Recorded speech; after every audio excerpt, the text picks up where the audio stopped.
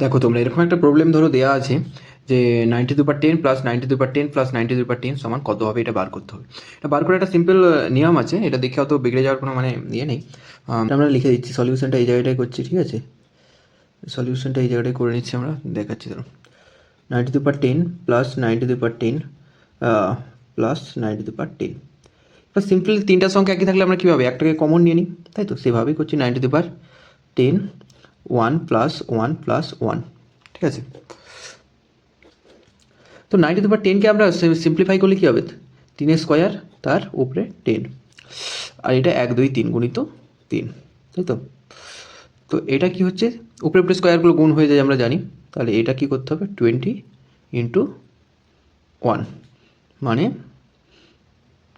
20 plus 1 হবে, মানে 21।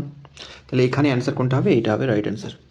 তো এরকম সলিউশন পেতে চ্যানেলটাকে সাবস্ক্রাইব করে রাখতে পারো, ওদের বড় মানে মেন যে লং ভিডিওগুলো আছে সেই চ্যানেলটা ফলো করতে পারো, ঠিক আছে?